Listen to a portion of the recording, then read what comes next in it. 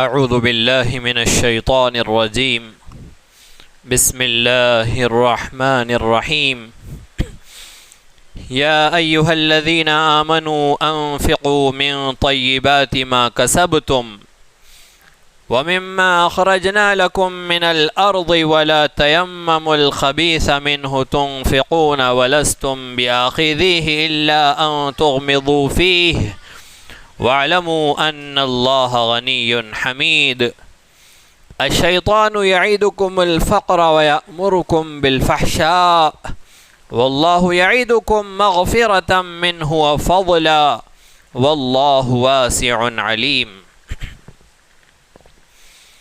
سورۃ البقرہ جس کے 37ویں رکوع کی تلاوت چل رہی ہے، گزشتہ رکوعات میں انفاق فی سبیل اللہ یعنی اللہ کے راستے میں خرچ کرنے کے بارے میں، صدقہ، خیرات، زکوٰۃ، نیکی کے کاموں میں اپنے مال کو جو اللہ رب العزت نے عطا فرمایا ہے خرچ کرنے کے بارے میں تفصیلی احکامات چل رہے تھے۔ اس رکوع کے شروع سے ہی اللہ رب العزت نے اللہ کی عظیم نعمت جسے قرآن کریم نے خیر کہا ہے، مال کے خرچ کرنے کے بارے میں ایک حکم بیان کیا گیا۔ یا ایھا الذین آمنوا، اے ایمان والو، انفقوا، خرچ کرو، من طیبات ما کسبتم، جو تم نے کمایا ہے اس پاکیزہ مال میں سے خرچ کرو۔ من طیبات، قرآن مجید نے کہا کہ حلال مال خرچ کرو۔ اللہ کی راہ میں حرام مال خرچ کریں گے، سود سے ملا ہوا، رشوت میں ملا ہوا، چوری ڈکیتی کا مال، لوٹ کھسوٹ کا مال، اللہ کی راہ میں اگر خرچ کرو گے تو کوئی نیکی نہیں ملیں گی بلکہ گناہ ملے گا۔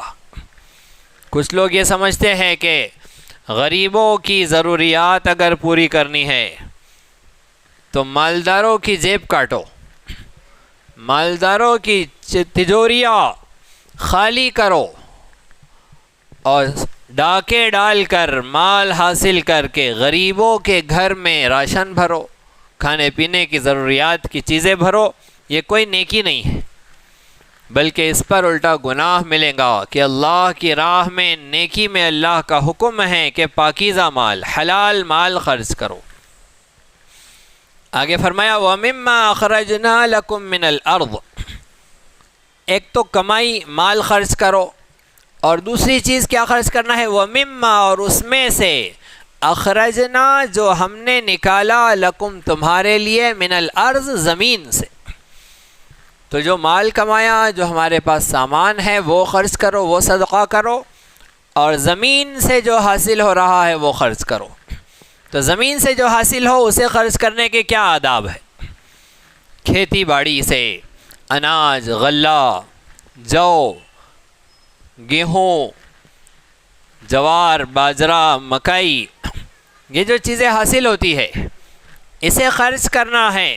تو رب تعالیٰ نے یہ ترتیب بنائی ہے کہ زمین سے جو خرچ، زمین سے ملنے والی نعمتوں میں خرچ کا ضابطہ یہ ہے کہ عشر نکالنا پڑے گا۔ عشر کا مطلب ہوتا ہے 10واں حصہ، اپنی کمائی کا 10واں حصہ۔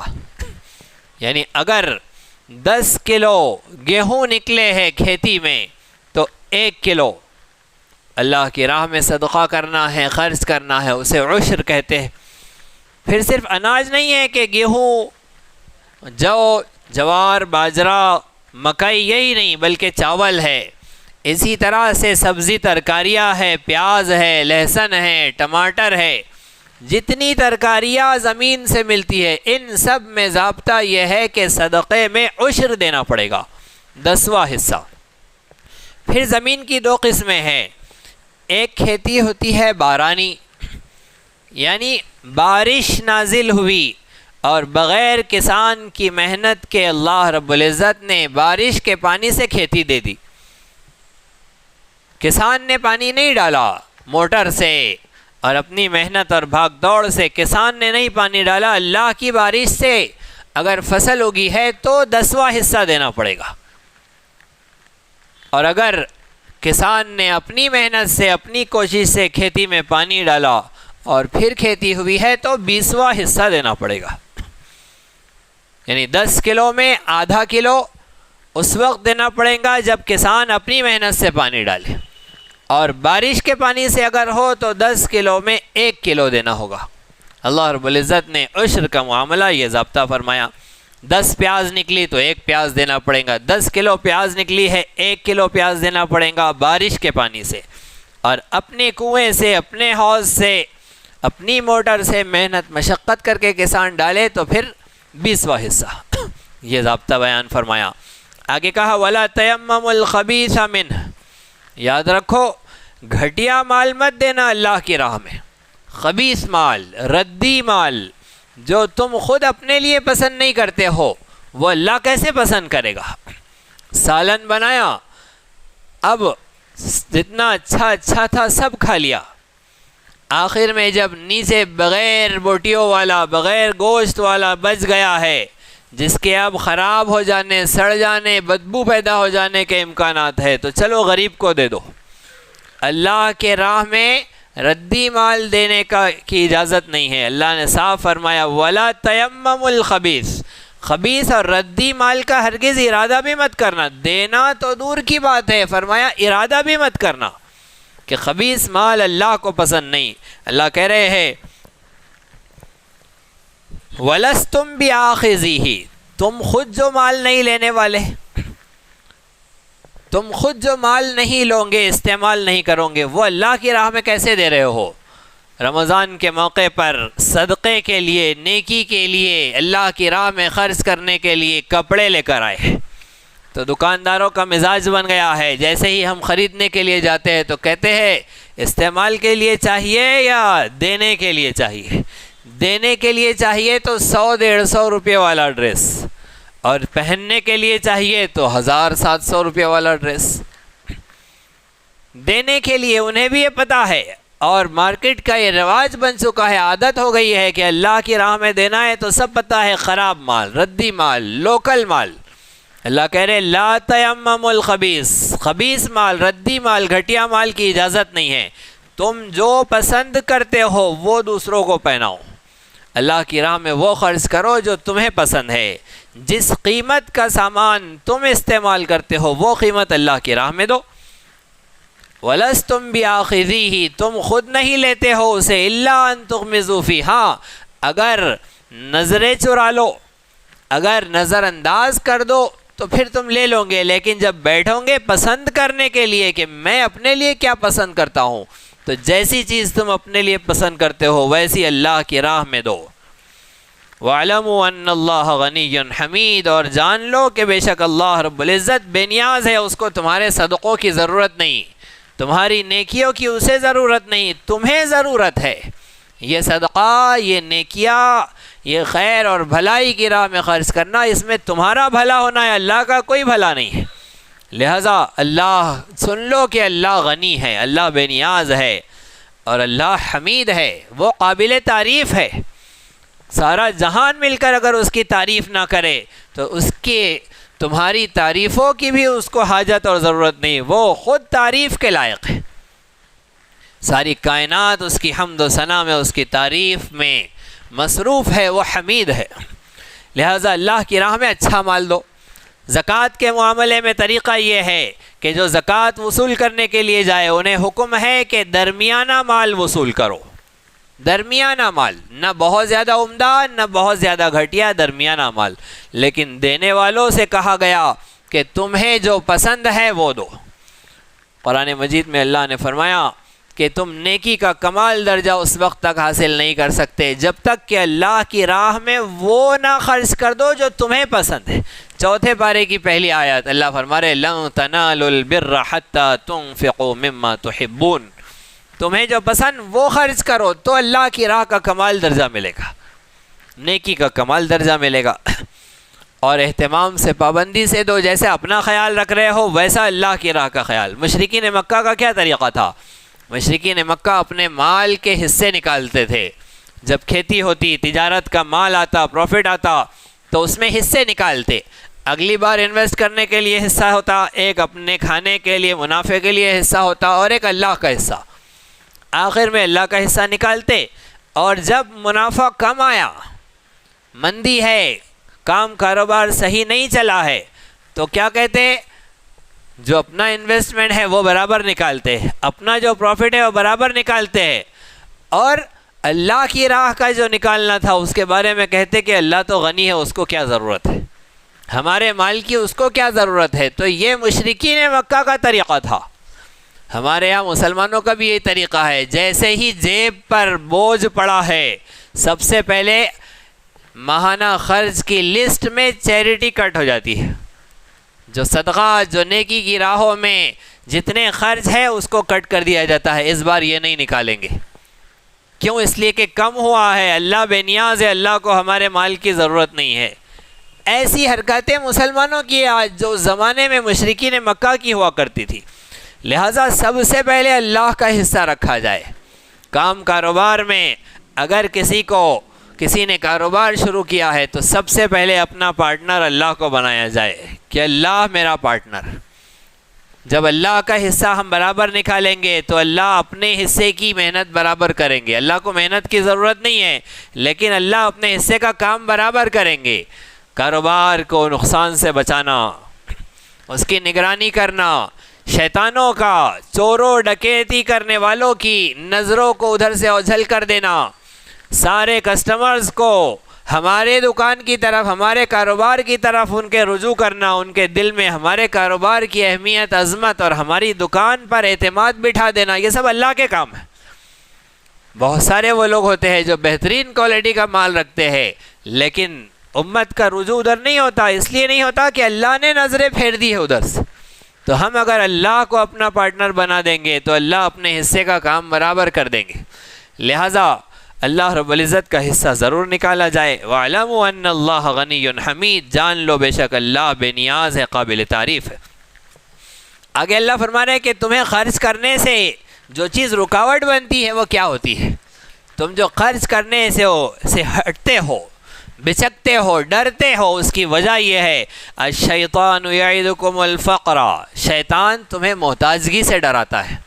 شیطان ڈر پیدا کرتا ہے کہ دو گے تو محتاج بن جاؤ گے، تمہارے پاس نہیں بچے گا، دے دو گے تو کھاؤں گے کیا. یعید، وعد یعید وعیدن، اس کا مطلب ہوتا ہے ڈرانا. اللہ رب العزت فرما رہے کہ شیطان تمہیں فقر سے ڈراتا ہے، محتاجگی سے ڈراتا ہے. اور آگے اللہ یہی لفظ استعمال فرما رہے ہیں اگلی لائن میں. ابھی سنیے، وَيَأْمُرُكُمْ بِالْفَحْشَاءِ، اور شیطان تمہیں حکم دیتا ہے فحش کا. یعنی نیکی کی راہ میں جب خرچ کرنے کی بات آئی، جب ڈراتا ہے کہ محتاج ہو جاؤ گے، فقیر ہو جاؤ گے. اور جب فضول خرچی کی بات آتی ہے، جب اللہ کو ناراض کرنے میں خرچ کرنے کی بات آتی ہے، جب شیطان نہیں ڈراتا، جب خرچ کرو، بے تحاشا خرچ کیا جاتا ہے. غریب کو کھلانے کی بات آئی تو شیطان ڈراتا ہے، لیکن شادی بیاہ کے موقع پر فضول خرافات میں خرچ کرنے کی بات آئی تو اب شیطان نہیں ڈراتا، اب شیطان حکم دیتا ہے. 20 قسم کی خرافات اور تماشے اور مال کا بے جا اسراف، ایسی جگہ مال خرچ ہو رہا ہے شادی میں جس کا کوئی فائدہ نہیں ہے. لاکھوں روپیہ بے فائدہ چیزوں میں، صرف نام کے لیے، صرف عزت کے لیے، صرف اپنی واہ واہ کے لیے. لوگ کہیں گے کیا شادی کی ہے بچے کی، بس یہ تعریفوں کے لیے بے جا لاکھوں روپیہ خرچ کرنا یہ فحشا ہے. شیطان تمہیں فحش کا حکم دیتا ہے، شیطان تمہیں ناجائز مال کے خرچ کا حکم دیتا ہے، اور جائز چیزوں میں، ثواب کی چیزوں میں جب خرچ کی بات آئے جب ڈراتا ہے. لیکن سنو، واللہ یعیدکم مغفرۃ منہ وفضلا، واللہ اور اللہ یعید وعدہ کرتا ہے، تم سے، مغفرۃ منہ اپنی مغفرت کا، وفضلا اور اپنی مہربانی کا. اگر اللہ کے راہ میں خرچ کریں گے تو اللہ کہہ رہا ہے کہ ہم تمہاری مغفرت کر دیں گے. اللہ کہہ رہے ہیں کہ ہم تم پر مہربانی کریں گے. تو اللہ مہربانی کا وعدہ کرے، وہ وعدہ یاد نہیں رہتا. شیطان لالچ دیتا ہے، دنیا کی چمک دکھاتا ہے، واہ واہی دکھاتا ہے، جھوٹی نام نمود کی عزت دکھاتا ہے، اس لیے انسان نیکی کی راہوں میں خرچ سے ڈرتا ہے اور برائی کی راہوں میں خوب خرچ کرتا ہے۔ یہاں اللہ کے ساتھ بھی یعیدک لفظ آیا، اوپر شیطان کے ساتھ بھی یعیدک لفظ آیا۔ الشیطان یعید، شیطان تمہیں ڈراتا ہے، وہ تھا وعد یعید وعیدن، اور نیچے کیا ہے اور نیچے ہے واللہ یعید، یہ ہے وعد یعید وعدن، یعنی اللہ وعدہ کرتا ہے۔ تو عربی زبان میں جب فعل کے ساتھ میں مصدر بدل جائے، وعدہ یعید یہ ورب ہوا اور وعیدن یہ مصدر ہوا، ایسے ہی وعدہ یعید یہ ورب ہوا، وعدن مصدر ہوا، تو مصدر کے بدل جانے سے مطلب بدل جاتا ہے، حالانکہ دونوں جگہ وعدہ وعدہ یعید یعید، لیکن جو اس کا بیس تھا، جو اس کا مین حروف تھے وہ تھے وعیدن اور وعدن، اس وجہ سے مطلب بدل گیا۔ اوپر کا مطلب ہوا شیطان ڈراتا ہے اور نیچے مطلب ہوا اللہ وعدہ کرتا ہے۔ کل قیامت کے دن یہی ہوگا، جب فضول خرافات میں گناہوں کے کاموں میں خرچ کرنے والے پکڑے جائیں گے، شیطان کے پاس جائیں گے، ارے تمہارے بہکاوے پر ہم نے وہ سب خرچ کیا تھا، اب بچاؤ ہم کو اس جہنم سے۔ شیطان کہے گا میں نے پکڑ کر تھوڑے لایا تھا تمہیں، میں نے تو صرف تمہارے دل میں خیال ڈالا تھا۔ اللہ کا قرآن کہتا تھا کہ نیکی کی راہوں میں خرچ کرو، اللہ کہہ رہا تھا کہ تم ہماری راہ میں خرچ کرو، ہم مغفرت کریں گے، ہم تم پر مہربانی کریں گے۔ اتنے بڑے بڑے اللہ کے وعدے تھے، تم نے اس پر خیال نہیں کیا، اس پر نظر نہیں ڈالی، میرے بہکاوے پر بڑا عمل کیا۔ اللہ جو سچا ہے، جس کا وعدہ سچا، جس کا اعلان سچا، وہ کہہ رہا ہے کہ ہم مغفرت کریں گے، ہم تم پر مہربانی کریں گے، ہماری راہ میں خرچ کرو۔ تم کو وہ یاد نہیں رہا، اس پر نظر نہیں گئی، تم نے غلط راہوں میں میرے بہکاوے میں آ کر خرچ کیا، جاؤ جہنم میں، مجھے مت بولو، میں اپنی بھگت رہا ہوں، تم اپنی بھگتو۔ یہ سب قیامت کے دن افسوس دلائیں گا۔ اللہ فرما رہے واللہ واسع علیم، اللہ کے راہ میں خرچ کرنے والو اللہ کی شان کو دیکھو، وہ اس کی رحمتیں، اس کا فضل بہت کشادہ ہے، بہت وسیع ہے۔ اللہ جب دینے پر آتا ہے تو پھر بے حساب دیتا ہے، اس کی عطا، اس کی بخشش، اس کی نوازش بے حساب ہوتی ہے۔ ایک پریشان حال بندہ حضرت موسیٰ سے کہتا ہے اللہ سے کہو کہ جتنا مقدر کا ہے سب دے دو۔ اللہ نے جب حضرت موسیٰ علیہ السلام نے اللہ سے بات چیت کی، اللہ نے پوچھا کوئی بندہ ملا تھا بات کرنے کے لیے؟ حضرت موسیٰ نے کہا کہ ہاں اللہ، ایک شخص ملا تھا، بہت غریب پریشان حال تھا، اس نے کہا کہ جتنا میرے مقدر کا ہے سب ایک ساتھ دے دو۔ اللہ نے کہا ٹھیک ہے، اسے دے دیتے۔ جیسے ہی مقدر کا اسے دے دیا، ایک روٹی کھائی 19 اس نے صدقہ کر دی۔ اب اللہ کا قانون ہے جو ہماری راہ میں ایک دیں گا ہم اس کو 10 دیں گے۔ اس نے ایک روٹی کھائی 19 صدقہ کر دی، اللہ رب العزت نے 10 گنا زیادہ 19 کے بدلے 190 روٹیاں اسے دی۔ پھر اس نے دوسرے دن ایک کھائی اور باقی کی صدقہ کر دی، اللہ نے پھر اسے 10 گنا زیادہ دیا، پھر ایک روٹی کھائی، پھر باقی صدقہ کر دی، اللہ نے اس کے 10 گنا اسے زیادہ دیا۔ یہاں تک نظام چلتا رہا کہ اللہ رب العزت کی نوازشات، اس کی اللہ کی سخاوتوں کا وہ بندہ جائزہ لیتا رہا۔ اللہ اسے دیتا، وہ ایک کھاتا، باقی سب صدقہ کرتا، اللہ اس سے 10 گنا زیادہ دیتا۔ ایک وقت وہ بھی آیا جب حضرت موسیٰ علیہ السلام کسی سفر پر جا رہے تھے، ان کے لوگوں نے، قوم کے لوگوں نے ان سے کہا کہ موسیٰ ادھر جا رہے ہو تو جاتے جاتے اس بستی سے اس سخی گھر کے پاس کھانا کھا کر ضرور جانا۔ ایک بہت بڑا سخی ہے جو کھانے کھلا رہا ہے، جاتے جاتے اس کے پاس کھانا کھا کر ضرور جانا۔ حضرت موسیٰ نے کہا کہ اللہ، میری قوم میں اتنا بڑا سخی کہ جس کے پاس کھانا کھا کر جاؤ، مجھے مشورہ مل رہا ہے۔ جاتے جاتے جب اس کے پاس پہنچے تو کیا دیکھتے ہیں کہ یہ تو وہی ہے جس نے کہا تھا کہ اللہ سے پورا مقدر کا ایک ساتھ مانگ لو، میں تنگ آ گیا ہوں۔ اللہ سے بات چیت کی حضرت موسیٰ علیہ السلام نے اور پوچھا کہ اللہ یہ کیا ہو گیا؟ وہ تو اتنا محتاج تھا کہ اتنا پریشان کہ اس نے کہا کہ سب ایک ساتھ دے دو، اور آج یہ عالم اس کا کہ اتنا اس کے پاس ہے۔ اللہ پاک نے فرمایا کہ ہم نے قانون بنایا ہے جو ہماری راہ میں ایک خرچ کرے گا ہماری فضل اور مہربانی اس پر ایسی ہوں گی کہ ہم 10 گنا زیادہ دیں گے. ہم نے سب دے دیا، اس نے ایک روٹی کھائی باقی سب صدقہ کر دیا، ہم 10 گنا دیتے گئے. وہ صدقہ کرتا گیا، ہم 10 گنا دیتے گئے. آج اس کے یہاں یہ عالم ہے، یہ انداز، یہ نظارہ. تو رب کا فضل مہربانی کو کیا دیکھتے ہو، کیا اندازہ لگاتے ہو؟ واللہ واسع علیم. اگر کوئی بزنس میں، کسی تجارت میں، کسی کمیونٹی نے، کسی ٹیم نے، اگر کسی بزنس ٹیم نے یہ معاہدہ کیا، یہ طے کیا کہ ہم 1 کا 10 دیں گے، تو کب تک دیں گے؟ وہ آخر ان کے پاس خارج ہو جائے گا. ایک نہ ایک دن وقت آئے گا جس دن ان کا کھڑا کیا گیا یہ تجارت کا ڈھانچہ فنا ہو جائے گا. وہ اللہ ہے، واللہ واسع علیم. اللہ کی عطا، اس کی بخشش، اس کی نوازش، اس کی کشادگی، اس کا کوئی اندازہ ہی نہیں ہے. واللہ واسع علیم. لیکن اس کی کشادگی سے، اس کی قدرت سے، اس کے انعامات سے فائدہ اٹھانے کے لیے آگے بڑھنا پڑتا ہے. باتیں تو سب اچھی کرتے ہیں، جو عمل کے لیے قدم اٹھاتا ہے وہ دیکھتا ہے کہ اللہ رب العزت کیسے عطا فرماتے ہیں، کیسے اللہ رب العزت کی طرف سے اسے نوازش ملتی ہے. واللہ واسع علیم. اللہ رب العزت بڑی کشادگی والا اور بڑا علم والا، بڑا جاننے والا ہے. یہاں تک ایک بات ہوئی. آگے اللہ فرما رہے یؤتی الحکمت من یشاء. یؤتی، اللہ عطا کرتا ہے، الحکمت، حکمت، من یشاء، جسے چاہتا ہے. حکمت کسے کہتے ہیں؟ حکمت کی تعریف کی گئی العلم النافع المؤدی الی عملہ.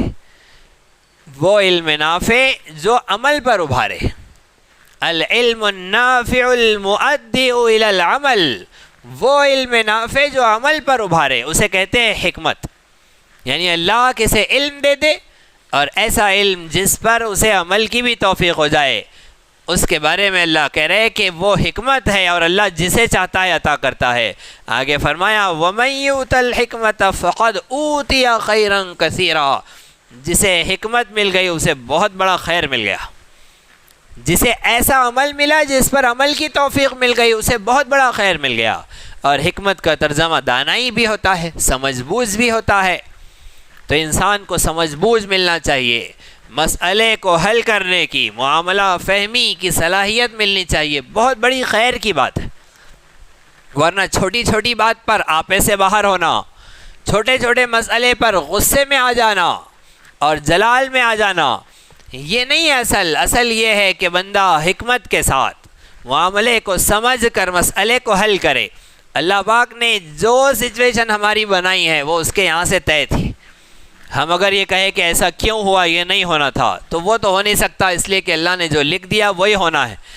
اب کیسا ہینڈل کرنا یہ آپ کی ذمہ داری ہے. اگر حل کر دیا تو اس کے یہاں ثواب ہے، اجر ہے، نیکی ہے. اگر خراب کر دیا تو اس کے یہاں پکڑ ہے. تو جو حال اللہ نے رکھا، تنگی رکھی، اب تنگی پر رونا دھونا، پریشان ہونا اور لے کر بیٹھ جانا اس کو کہ اللہ نے ہمارے ساتھ کیا کیا. کافروں کو دیکھو، ان کے پاس بینک بیلنس بھرا پڑا ہے، ہمارے حالات خراب. یہ شکوے شکایتیں، اس سے کچھ حاصل نہیں ہوگا. اللہ نے جو حال رکھ دیا، اب اس میں تم کیا کر کے دکھاتے ہو اللہ یہ دیکھتے ہیں. اس میں تم کیا کرتے ہو، اس کو کیسے راضی کرتے ہو، اللہ کا یہ مطالبہ. وہی سمجھنے کا نام حکمت ہے کہ اللہ رب العزت جسے حکمت و دانائی عطا فرمائے، ایسا علم عطا فرمائے جس پر عمل کی توفیق مل جائے. اللہ کہہ رہے فقد اوتی خیرا کثیرا، اسے بڑا خیر مل گیا. وما یذکر الا اولو الالباب، اور یہ نصیحت عقل مندوں کے علاوہ کوئی حاصل نہیں کرتا. اللہ نے جسے سمجھ عطا فرما دی، جسے عقل عطا فرمائی، وہ اس چیز کی طرف توجہ کرتا ہے، وہ ان باتوں سے نصیحت حاصل کرتا ہے. وما انفقتم من نفقة او نذرتم من نذر فإن الله يعلمه وما للظالمین من انصار. غور سے سنیے، اللہ کہہ رہے ہیں کہ تم جو کچھ خرچ کرتے ہو، کون سا مال خرچ کر رہے ہو، کون سی نیت سے خرچ کر رہے ہو، خرچ کرنے کے بعد احسان جتلاتے ہو یا پھر دے کر بھول جاتے ہو، نیکی کر کے بھول جانا. یاد رکھنا، اس کا احسان جتلانا جب وہ نظر آئے تو اپنی نیکی کے رزلٹ کے طرف اس سے امید لگا کے رکھنا کہ ہم نے نیکی کی تو اب ہم کو بھی کچھ ملے. جتنے تحفے دیے ہیں اب تحفے لینے کا ٹائم ہے. شادیوں میں تحفے دیے, اب انتظار میں ہمارے بچے کی شادی ہے تو اب تحفوں کا ڈھیر لگنا چاہیے. دیکھ رہے ہیں کہ ہم نے کس کو کیا دیا تھا, اس نے ہمیں کیا دیا ہے. اللہ فرما رہے جو کچھ تم خرچ کرو گے اللہ کو سب پتہ ہے, اللہ سب جانتے ہیں. وَمَا أَنفَقْتُم مِّن نَفَقَةٍ, جو مال خرچ کیا جس نیت سے خرچ کیا. او نذرتم من نذرین, یا پھر جو بھی تم نے نظر مانی. نظر کا مسئلہ سمجھیے. رسول عربی صلی اللہ علیہ وسلم ارشاد فرماتے ہیں اللہ پاک ابن آدم سے نظر کو پسند نہیں کرتے. نظر ماننا, منت ماننا اللہ کو پسند نہیں ہے.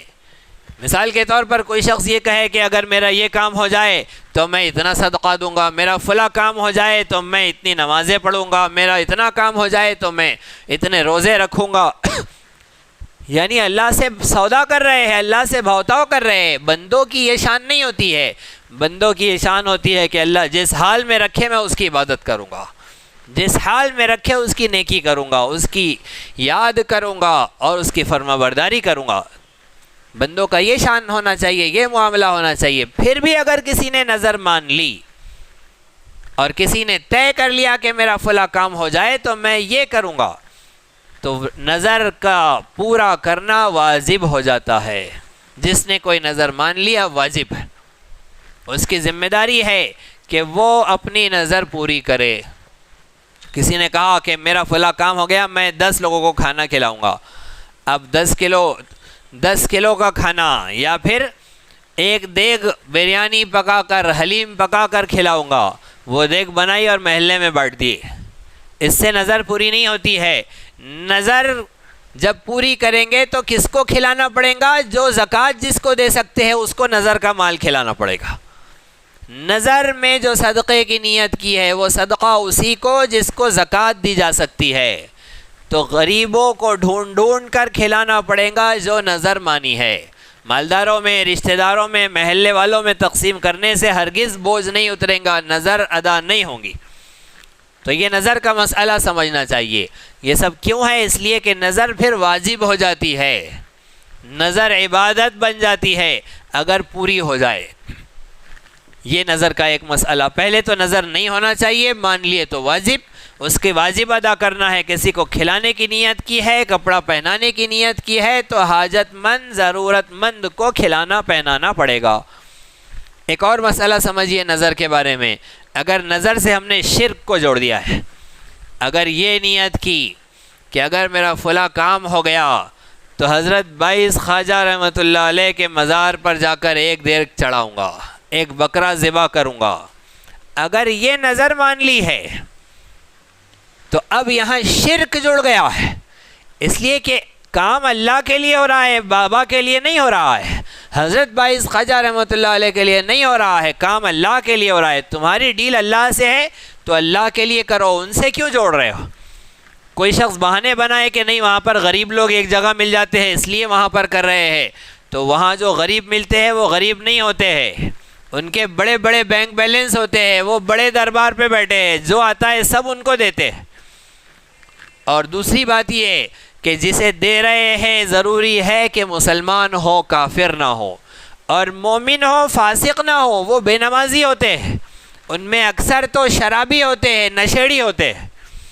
لہٰذا ایسے لوگوں کو جو فاسق فاجر ہو, بے نمازی ہو, حضرت کے دربار پر بیٹھے نمازیں چھوڑ رہے ہیں, ایسے لوگوں کو کھلانا جائز نہیں ہے. نظر کا, صدقے کا, زکوٰۃ کا مال ان کو نہیں دینا ہے. اللہ رب العزت کا یہ قانون ہے. ہاں اگر بھوکا ہے وہ شخص تو بھوکا تو کافر بھی ہو تو اسے کھلانا ہے, لیکن واجب صدقات کی اجازت نہیں ہے. واجب صدقات انہیں نہیں دیے جائیں گے, زکوٰۃ کا, فطرے کا.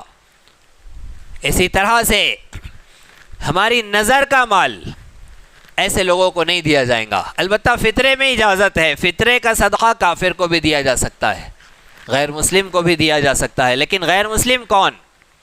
وہ غیر مسلم جو مسلمانوں کو نقصان نہ پہنچائے. اگر ایسا غیر مسلم ہے جو ہمارا کھا کے ہماری بجانے والا ہے تو ایسے کافر کو نہیں دیا جا سکتا.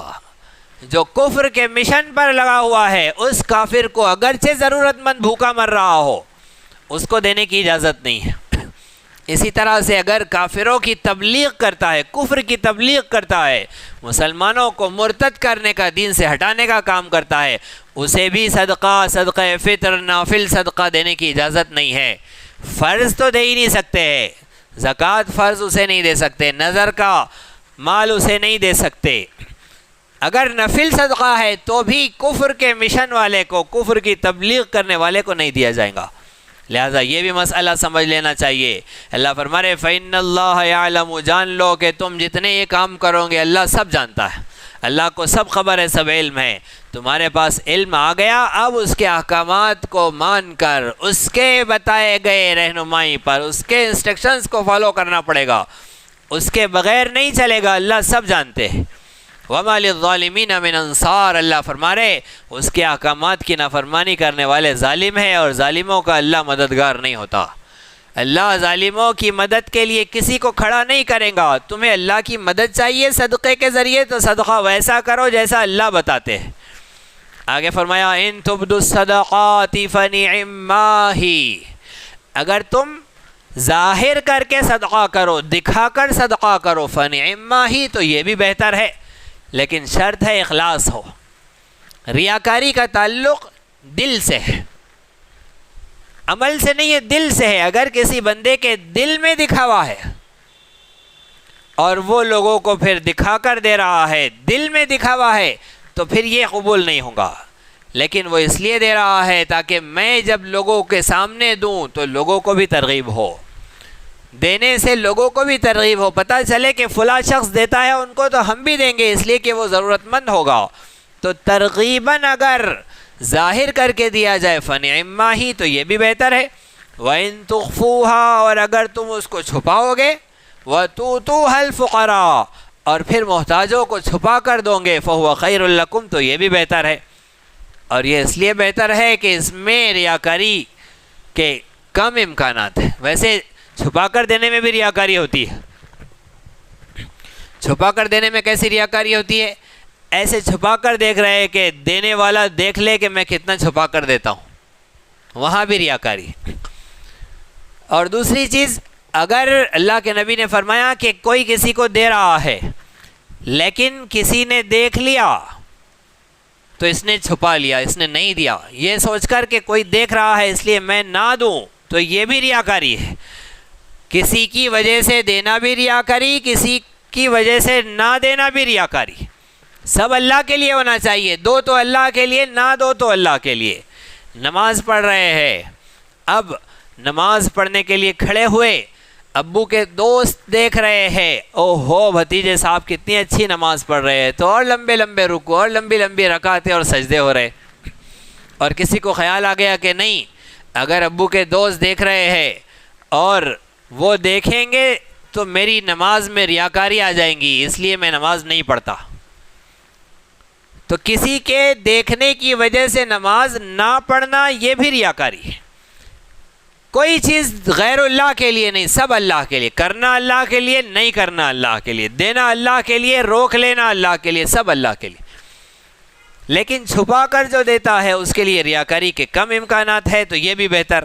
وَيُكَفِّرُ عَنْكُم مِّن سَيِّئَاتِكُمْ، اللہ فرما رہے کہ اللہ اس کے ذریعے، تمہارے صدقات کے ذریعے، تمہاری نیکیوں کے ذریعے اللہ تم سے تمہارے گناہوں کو مٹا دے گا۔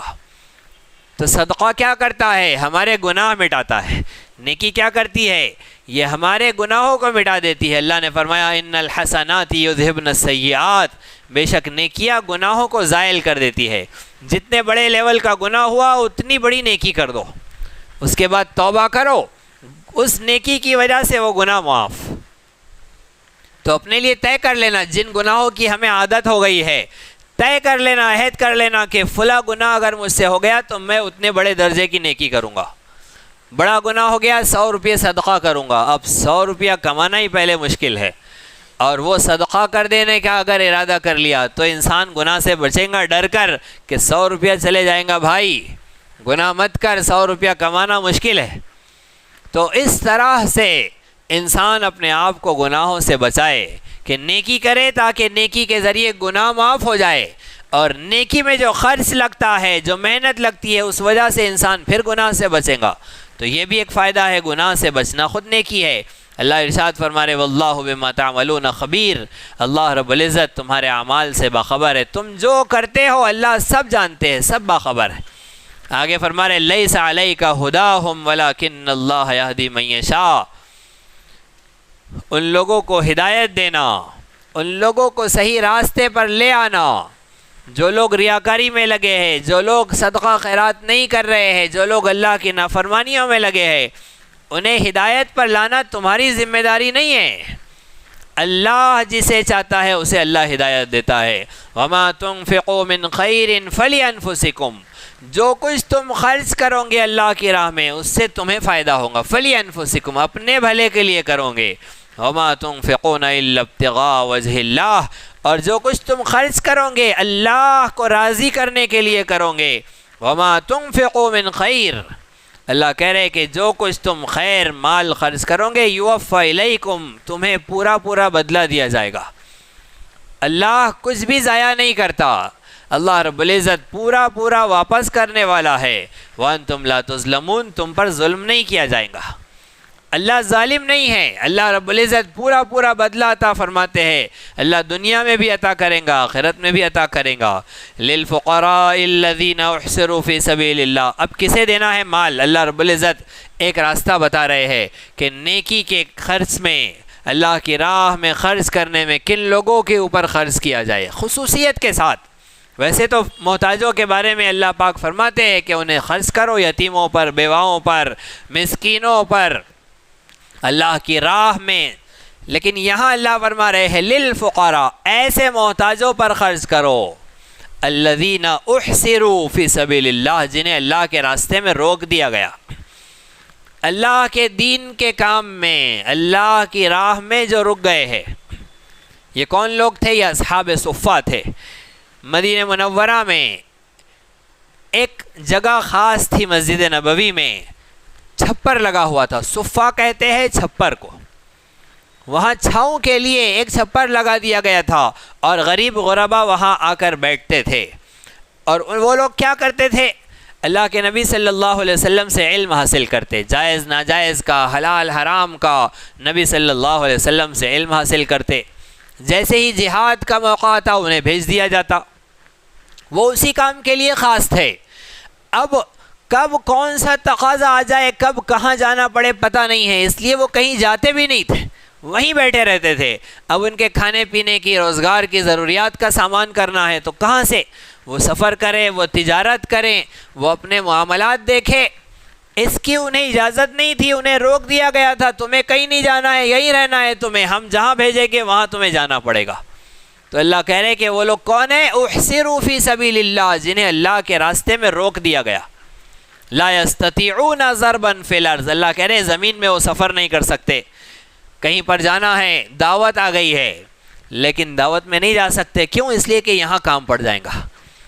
تجارت کے لیے جانا ہے، فلاں سامان خریدنے بیچنے کے لیے جانا ہے، نہیں جا سکتے، ادھر دین کے تقاضے ہیں، دین کے کام ہیں۔ ایسے لوگ جنہیں روک دیا گیا، جنہیں باندھ دیا گیا دین کی خدمات میں اور اللہ کے راستے کی محنتوں میں، وہ کہیں جا نہیں سکتے ہیں، ان پر خرچ کرو۔ اور وہ کون لوگ ہیں؟ وہ مانگتے نہیں ہیں، اس لیے کہ ان کے پاس مانگنے کا بھی ٹائم نہیں ہے، اگر ٹائم رہتا تو وہ کما نہیں لیتے، ان کے پاس وقت ہی نہیں ہے، دین کے تقاضوں سے، دین کی محنتوں سے ان کے پاس وقت بچتا ہی نہیں ہے، تو اب کیا کرے؟ وہ مانگتے نہیں ہیں، لیکن جب دین کے کام کرنا ہے تو اپ ٹو ڈیٹ رہنا پڑتا ہے۔ دین کے کاموں میں جہاں جانا ہے، بادشاہوں کے پاس جانا ہے تو اس حساب سے جانا پڑتا ہے، لوگوں کے پاس رسول پاک کا پیغام لے کر جانا ہے تو اس حساب سے پہنچنا پڑتا ہے۔ اس لیے اللہ فرما رہے یحسبهم الجاہل اغنیاء من التعفف، جاہل آدمی انہیں مالدار سمجھتا ہے اس لیے کہ وہ ہاتھ نہیں پھیلاتے، ان کے رہنے سہنے کا ڈھنگ، ان کے کام کا، ان کی بات چیت کا انداز ایسا ہوتا ہے کہ جاہل سمجھتا ہے کہ اوہو بہت مال دکھ رہا ہے ان کے پاس، ان کو ضرورت نہیں ہے دینے کی، حالانکہ اللہ فرما رہے اپنے نبی سے تعرفہم بسیماہم، اے نبی صلی اللہ علیہ وسلم آپ ان کی پیشانیوں سے ان کو پہچان لوگے، ان کی پیشانیاں دکھاتی ہے، جو سمجھتا ہے، جس کے اندر مردم شناسی ہوتی ہے وہ برابر جان لیتا ہے کہ یہ خاموش ہے، کسی سے مانگتا نہیں ہے، تو اس کے چہرے کی فکر مندی بتاتی ہے کہ اس کی ضروریات بھی لگی ہوئی ہے۔ تو نبی صلی اللہ علیہ وسلم تو سب سے بڑے مردم شناس تھے، آپ تو سب سے زیادہ انسانوں کو پہچاننے والے تھے۔ نبی سے اللہ کہہ رہے کہ آپ ان کی پیشانیوں سے انہیں پہچان لوں گے کہ یہ کتنے ضرورت مند ہے۔ لا یسألون الناس الحافا، یہ لوگوں سے لپٹ لپٹ کر مانگتے نہیں ہیں، اپنی ضرورت کے لیے سوال نہیں کرتے، ہاتھ پھیلاتے نہیں ہیں۔ اللہ کہہ رہے ایسے لوگوں پر خرچ کرو، اما تنفقوا من خیر، ان پر تم جو مال خرچ کرو گے فإن اللہ بہ علیم، بے شک اللہ رب العزت اسے خوب جانتا ہے اور اللہ اس کا بہترین بدلہ عطا فرمائے گا۔ تو تلاش کرنا، ڈھونڈنا، اسلامی مملکت، اسلامی حکومت پر یہ ذمہ داری ہوتی ہے کہ اس کے مشن پر، اس کے کام پر جو لوگ لگے ہوئے ہیں 24 گھنٹے کے لیے جو اس پر وقف ہے، فنا فی اللہ یعنی اللہ کی راہ میں، اس کے کام میں جو مستقل لگے ہوئے ہیں، ان لوگوں کی ضروریات کا، ان کے اخراجات کا تکفل، یہ اسلامی شریعت، اسلامی مملکت کا فریضہ ہوتا ہے کہ بیت المال سے ان کی ضروریات پوری کی جائے۔ اور بیت المال نہیں ہے، اسلامی مملکت نہیں ہے، تو مسلمانوں کے، سمجھدار لوگوں کا، دیندار لوگوں کا یہ فریضہ ہے، ذمہ داری ہے کہ وہ ایسے لوگوں کو تلاش کرے، انہیں ڈھونڈے اور اپنی ماہانہ اخراجات کی لسٹ میں ان کا بھی نام رکھے، اس لیے کہ اللہ کا حصہ رکھنا ہے نا اپنے ماہانہ لسٹ میں، ماہانہ اخراجات میں جب اللہ کا نام بھی لکھنا ہے، اللہ کی لسٹ بھی بنانی ہے، تو ایسے لوگوں کا نام بنائیں اور ان پر بھی خرچ کرے۔ آگے اللہ فرما رہے الذین ينفقون اموالهم باللیل والنہار سرا وعلانیہ فلہم اجرہم عند ربہم ولا خوف علیہم ولا هم يحزنون۔ مال کب خرچ کرنا ہے؟ پہلے تھا خرچ کرنا ہے، پھر تھا کن پر خرچ کرنا ہے، اور اب ہے کب خرچ کرنا ہے۔ ہم کیا کرتے ہیں؟ جمعرات کو خرچ کرنا ہے، صدقے کے لیے، خیرات کے لیے جمعرات طے کر دیتے ہیں، مانگنے والے بھی آتے ہیں، جمعرات بھری مراد، جمعرات کو صدقہ، جمعرات کو نیکی، ہم نے جمعرات طے کر لیا۔ بہت سو نے کیا طے کر لیا؟ 10واں آئیں گا، 20واں آئیں گا، 40واں آئیں گا، برسی آئیں گی، جب صدقہ کریں گے، جب خرچ کریں گے۔ تو اللہ کے لیے کسی کو ثواب پہنچانے کے لیے اگر خرچ کرنا ہے تو 40ویں کا کیوں انتظار، برسی کا کیوں انتظار؟ سال گزرے گا تو ان کو ثواب پہنچائیں گے، جب تک وہ ڈنڈے کھائے، جب تک وہ انتظار کرتے رہے ہمارے تحفے کا، ہمارے نیکیوں کا، ہمارے اجر و ثواب کا، جلدی سے جلدی کام کیا جائے، جلدی سے جلدی انہیں تحفہ پہنچایا جائے۔ لہٰذا اللہ کیا کہہ رہے؟ کب خرچ کرو؟ الذین ينفقون اموالہم، جو لوگ اپنا مال خرچ کرتے ہیں، باللیل رات میں، والنہاری دن میں، سرن چھپا کر، علانیتاً ظاہر کر کے۔ تو رات میں نیکی کا موقع آیا، رات میں کر دو، 10ویں دن کا مت انتظار کرو، رات میں نیکی کرو۔ دن کا موقع آیا، دن میں دے دو، کوئی نہیں ہے چھپ کر دے سکتے، چھپ کر دے دو۔ لوگ سامنے ہیں، اب سوچ رہے کہ جائیں گے تو صدقہ کریں گے، نہیں، لوگ سامنے ہیں، نیکی کا موقع آ گیا، جب کر دو۔ تو خرچ میں، نیکی میں، اللہ کی راہ میں خرچ کرنے میں وقت ٹالنا نہیں ہے، جب نیکی کا وقت آ گیا اس وقت کر دینا، دن میں، رات میں، چھپ کر، علانیہ۔ فلہم اجرہم عند ربہم، اللہ فرما رہے ہیں کہ اللہ رب العزت کے یہاں ایسے لوگوں کے لیے بڑا اجر ہے۔ تو ایصال ثواب ہے، ہم لوگ تو ایصال ثواب کو ماننے والے لوگ ہیں، کچھ لوگ وہ ہیں جو کہتے ہیں ایصال ثواب نہیں ہے، جیسے ہی بندے کا انتقال ہوا اس کا نام اعمال کلوز، بند، ختم۔ اچھا، انتقال ہوتے ہی بند ہو گیا تو پھر اللہم اغفر لحینا کیا تھا؟ اے اللہ ہمارے زندوں کی، ہمارے مردوں کی مغفرت فرما۔ اس میت کو سامنے رکھ کر ہم مغفرت پہنچا رہے ہیں، اس کا تو کھاتا بند ہو گیا ہے، اب مغفرت کہاں سے داخل ہوں گی اس کے کھاتے میں اگر بند ہو گیا ہے؟ نبی پاک صلی اللہ علیہ وسلم فرماتے ہیں کہ جس نے کنواں کھودا، اب قیامت تک جب تک کہ اس کنویں سے پانی پیا جائے گا اس کو ثواب ملے گا۔ نام اعمال بند ہو گیا تو کہاں سے ثواب جا رہا ہے؟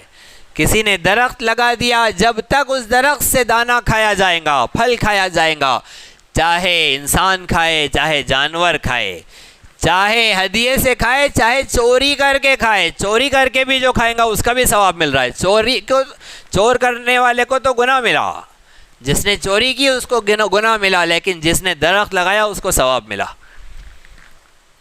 اگر کھاتا بند ہو گیا ہے، نام اعمال بند ہو گیا ہے، تو ثواب کہاں سے گیا پھر؟ لہٰذا ثواب ملتا ہے۔ اب جب یہ باتیں کرو تو وہ کہتے ہیں نہیں جو اس نے نیکی کی صرف اس کا ثواب ملتا ہے، جو اس نے نیکی کر لیا اس کا ثواب ملتا ہے۔ پھر اگر کہا جائے، اللہ کے نبی نے فرمایا کہ نیک اولاد جو قیامت تک نیکیاں کرتی رہیں گی اور اپنی اولاد کو نیکیاں سکھاتی رہیں گی، خیر کے کام سکھائیں گی، جو اس کے والدین نے اس کو تربیت دی تھی، تو اولاد کی نیکیوں پر اللہ والدین کو ثواب پہنچاتے رہتے ہیں، تو پھر وہ اپنا پیٹ اور بڑا کرتے ہیں، وہ کہتے ہیں ٹھیک ہے اولاد جو کرے اس کا بھی ثواب ملے گا۔ تو مانتے چلے ہیں کہ ہاں ٹھیک ہے کھاتے میں جمع ہوتا ہے، تو ایسے کرتے ہیں پھر نماز جنازہ صرف اولاد کو پڑھاتے ہیں۔ لوگوں کو کیوں کھڑا کیا؟ پھر صرف اولاد کی پہنچتی ہے تو لوگوں کی اللہم اغفر لحینا کیوں پہنچا رہے ہو؟ جبکہ اللہ کے نبی فرما رہے ہیں جس میت پر 100 لوگ، ایک روایت میں 40 لوگ جس میت میں نماز جنازہ میں شریک ہو اور وہ گواہی دے دے، نماز جنازہ کیا ہے؟ گواہی ہے کہ اللہ یہ مومن تھا، ہم اس کی نماز جنازہ پڑھ رہے ہیں، آپ اس کی مغفرت فرما، تو 100 لوگ جس کے جنازے میں شریک ہو کر گواہی دے دے، اللہ اس کی مغفرت کر دیتے ہیں۔ تو باہر والے بھی تو تھے 100 لوگوں میں، ان کی بھی تو گواہی قبول ہوئی، تو آخر ماننا پڑے گا کہ اصالِ ثواب ہے، ثواب پہنچتا ہے۔ جب ثواب پہنچتا ہے اپنی میت کو، اور ثواب پہنچنے میں اللہ نے قانون بنایا ہے کہ جس شخص نے ثواب پہنچایا اس کے ثواب میں کچھ بھی کمی نہیں ہوگی۔ اب رمضان میں ہم نے قرآن کریم پڑھا، اپنے مرحوم کو ایصال ثواب کیا، اس کا ثواب پہنچایا، ہمارے پاس سے خالی ہو گیا، ایسا نہیں ہے، ہم کو بھی برابر ثواب ملے گا اور جس میت کو پہنچایا ہے اسے بھی برابر ملے گا۔ اللہ فرما رہے کہ برابر اپنے رب کے پاس ان کے لیے اجر لکھا جا چکا، ولا خوف علیہم ولا هم یحزنون، نہ ان پر خوف ہوگا اور نہ وہ غمگین ہوں گے۔ الذین یأکلون الربا لا یقومون الا کما یقوم الذی یتخبطہ الشیطان من المس۔ یہاں سے اللہ رب العزت مال کے کمانے کے، مال حاصل کرنے کے ایک ناجائز راستے کے بارے میں بیان کر رہے ہیں۔ مال حاصل کرنا ہے، کمانا ہے، لیکن جائز طریقے سے خرچ کرو، کس پر کرو، کہاں کرو اور کون سا مال کرو۔ اب بات آ رہی کون سا مال؟ حلال مال کرو، حرام مال نہیں۔ حرام مال کون سا ہوتا ہے؟ الذین، جو لوگ یأکلون کھاتے ہیں، الربا، ربا کسے کہتے ہیں؟ زیادہ، ربا مطلب زیادہ، زیادہ جو مال ملا ہے اس کو ربا کہتے ہیں، لیکن اصطلاح شریعت میں ربا کہتے ہیں سود کو، ایسا مال جو زائد ملا ہے ہمیں بغیر محنت کے، کوئی محنت نہیں کی ہے اور زیادہ مل گیا ہے، اس مال کو سود کہتے ہیں۔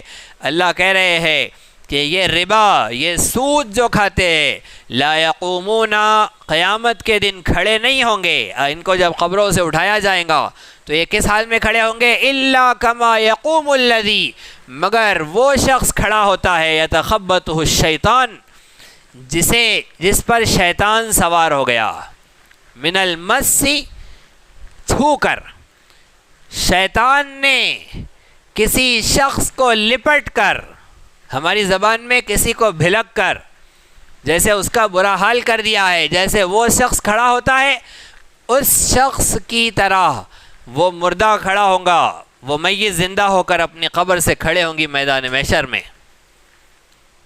قیامت کا دن ایسا ہولناک، ہیبت ناک دن ہوگا، اس دن تو انسان بدحواسی میں، بری حالت میں ہوگا، لیکن سود خور، سود کھانے والا جنات لپٹے ہوئے انسان کی طرح کھڑا ہوگا، جسے جنات لپٹ گیا ہے اور جس کی حالت خراب ہو گئی ہے، جس کی عقل چلی گئی ہے، وہ شخص جس بدحالی میں کھڑا ہوتا ہے، ایسے قیامت کے دن سود کھانے والا کھڑا ہوگا۔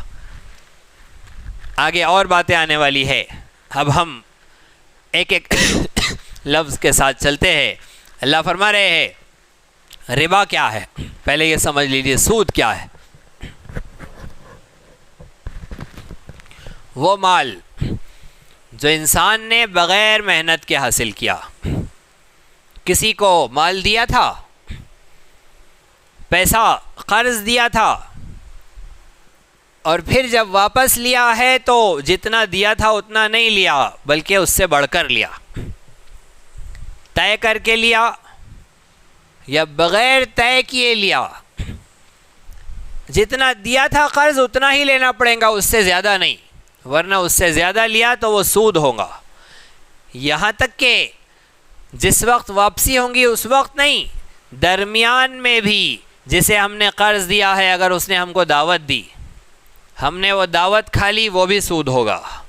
اس نے ہدیہ دیا، وہ ہدیہ ہم نے قبول کر لیا، وہ بھی سود ہوگا۔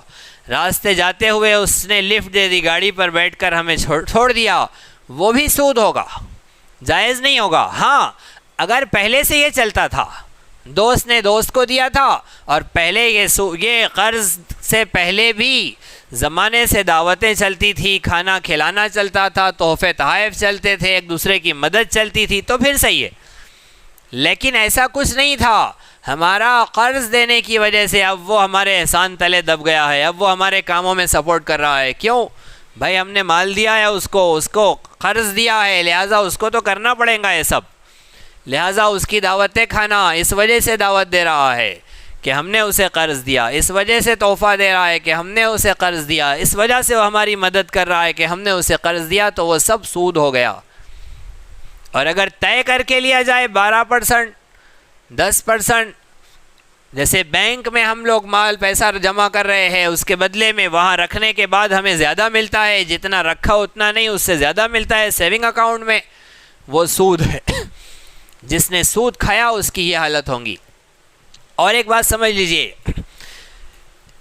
نظام اسلامی میں سودی نظام نہیں ہوتا ہے، وہاں مضاربت کا، اشتراک کا معاملہ ہوتا ہے۔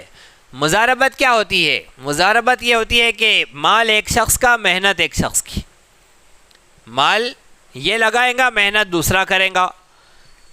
اب پروفٹ طے ہوتا ہے کہ 50-50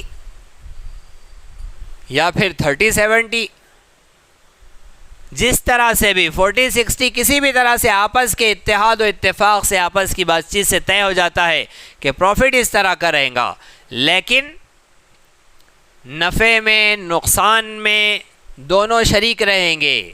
جب مال کا نقصان ہو جائے، تجارت ختم ہو جائے، تو نقصان اس کو بھی برداشت کرنا پڑے گا جو محنت کر رہا ہے، اور اسے بھی برداشت کرنا پڑے گا جس نے مال لگایا ہے۔ اسے کہتے ہیں مضاربت، اور یہ جائز ہے۔ لیکن اگر کسی شخص نے طے کر لیا کہ 100 روپیے پر 1 روپیہ دینا پڑے گا، 100 روپیہ، ہر 100 روپیے پر 1 روپیہ تمہیں دینا پڑے گا، تم اب کیا کرتے ہو ادھر جا کر کرو، تم کماؤ یا غارت کرو، کچھ بھی کرو، مجھے تو ہر 100 پر 1 روپیہ دینا پڑے گا۔ اگر یہ طے ہو گیا تو پھر یہ سراسر سود ہو گیا، اس کی اجازت نہیں ہوگی، ہرگز یہ جائز نہیں ہوگا اگر طے کر لیا۔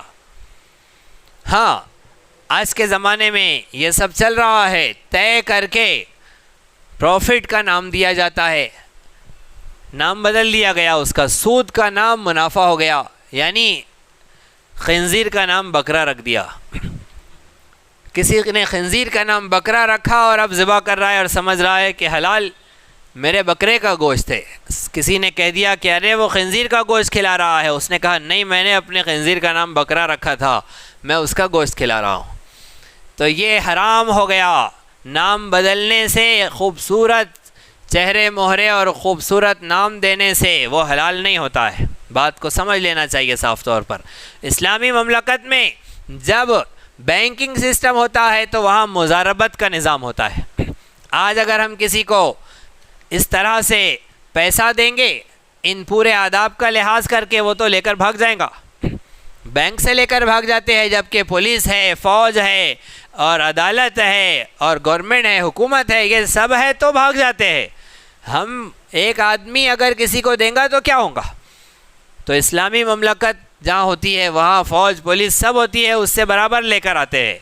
لہٰذا اگر ہم چاہتے ہیں کہ ہمارے مال کی حفاظت ہو، حفاظت بہت ضروری ہے، اس لیے کہ چھپا کر دینا پڑے گا صدقہ۔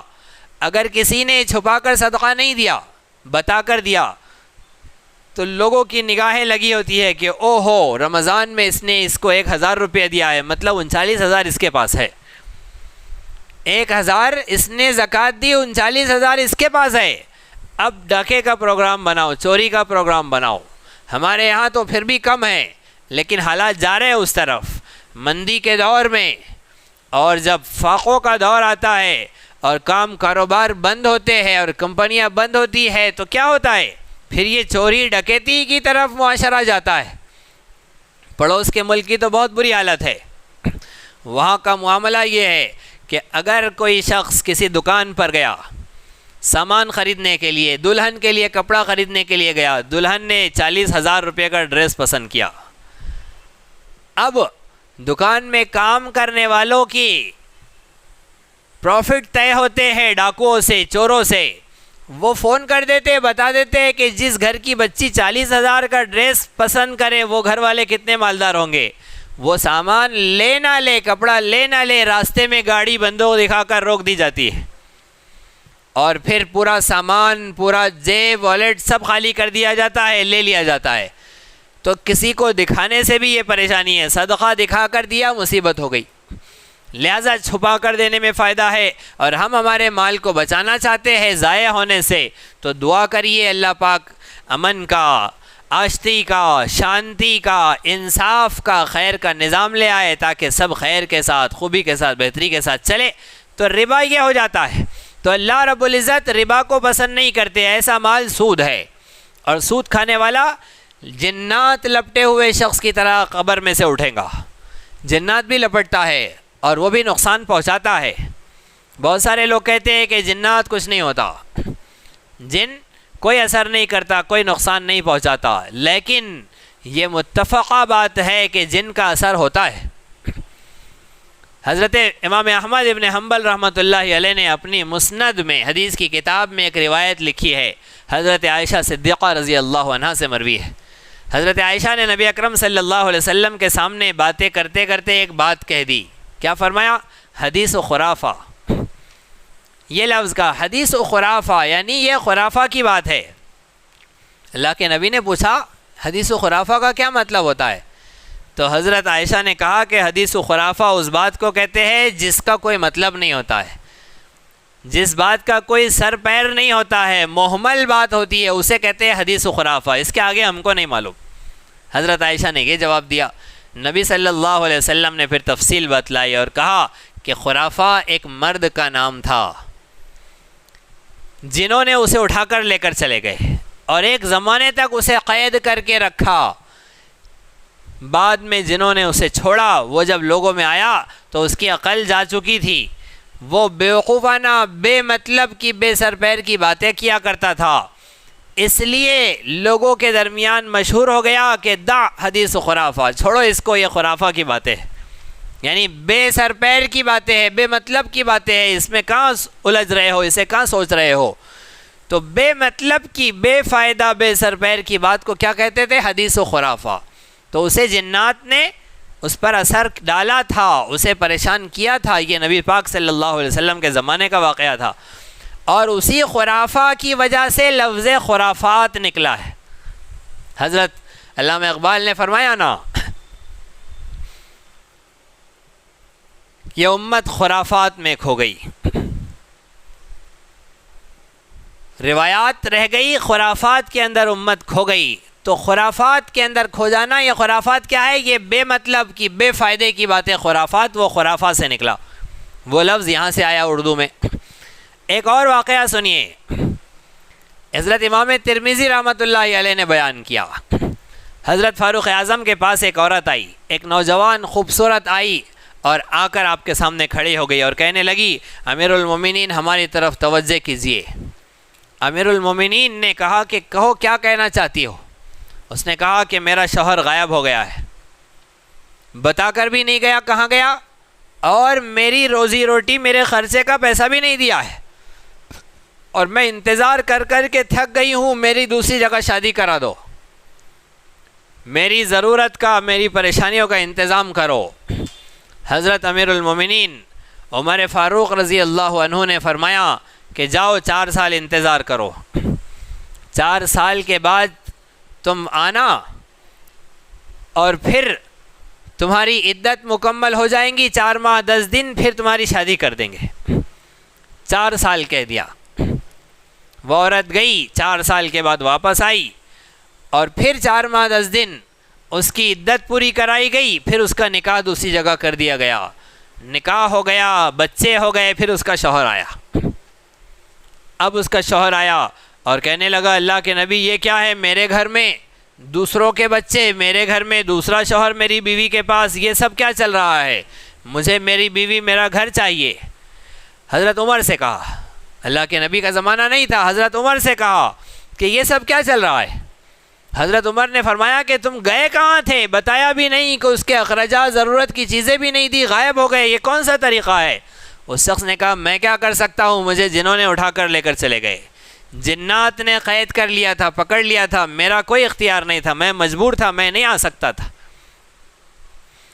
حضرت عمر رضی اللہ عنہ نے فرمایا کہ اب کیا کیا جائے، جبکہ قانون ہے کہ پرانا شوہر واپس آ گیا، طلاق وغیرہ کچھ نہیں ہوئی تھی، ایسا ہی غائب ہونے کا کیس تھا، واپس آ گیا تو نیا جو نکاح کیا تھا وہ نکاح ختم ہو جاتا ہے، باطل ہو جاتا ہے، پرانے شوہر ہی کی وہ بیوی ہو جاتی ہے، لیکن عدت مکمل کرنا پڑتی ہے۔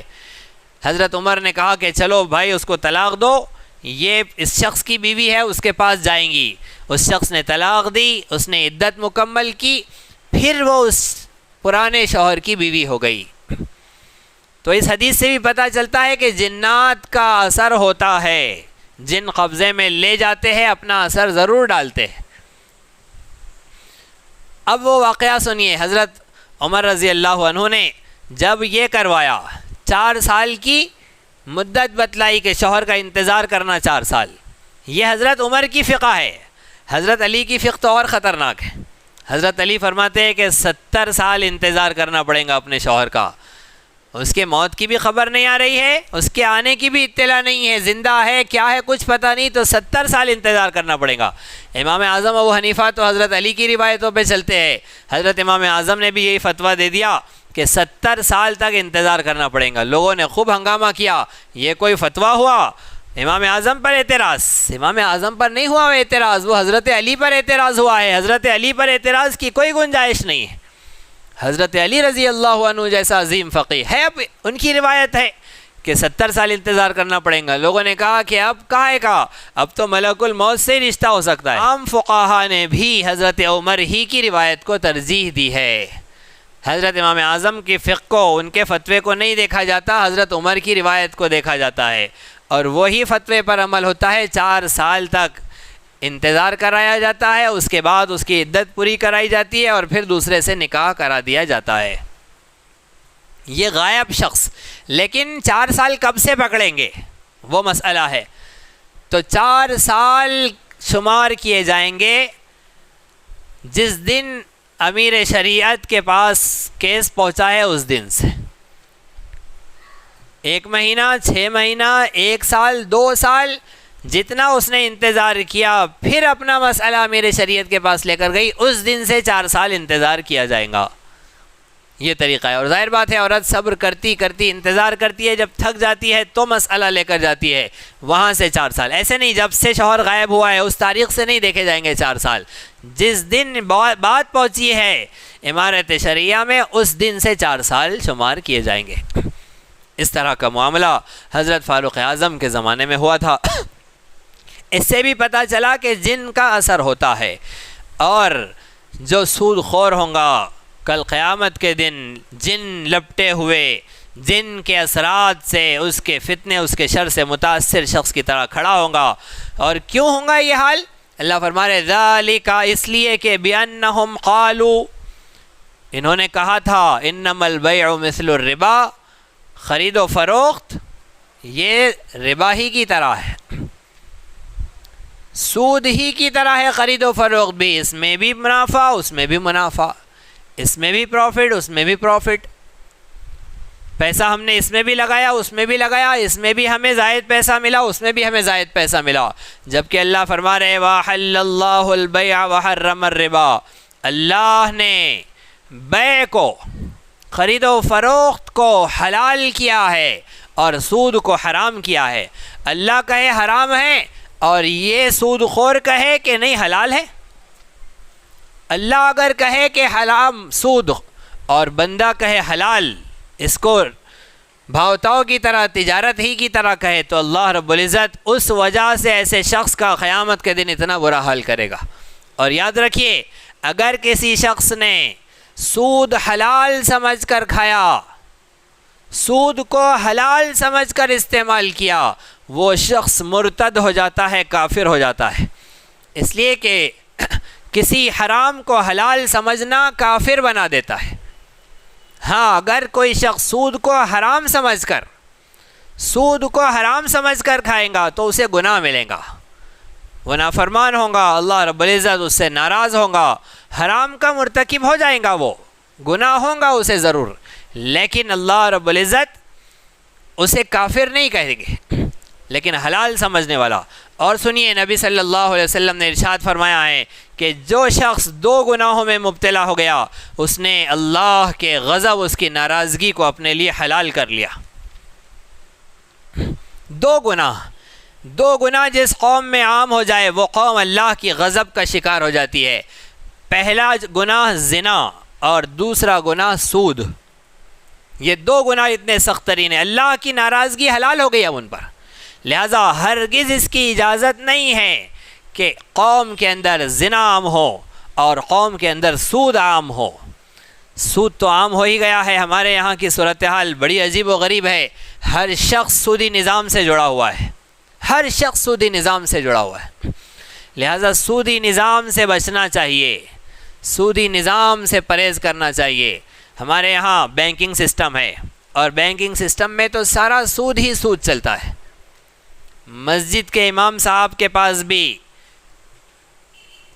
کون سا کارڈ ہوتا ہے وہ جس سے پیسے نکالتے ہیں، کیا کہتے ہیں اسے؟ A T M card. A T M کا کارڈ ہوتا ہے، ہمارے پاس ہے نہیں، ہم کو یاد بھی نہیں ہے اس کا کیا نام ہوتا ہے، کیا چیزیں ہوتی ہے. تو اے ٹی ایم کارڈ سے امام صاحب کی بھی تنخواہ صدر صاحب بینک اکاؤنٹ میں جمع کرتے ہیں، انہوں نے وہاں سے جا کر لینا چاہیے.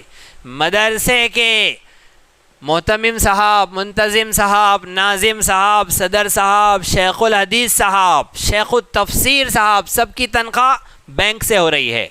تو یہ سودی نظام سے جڑ گئے.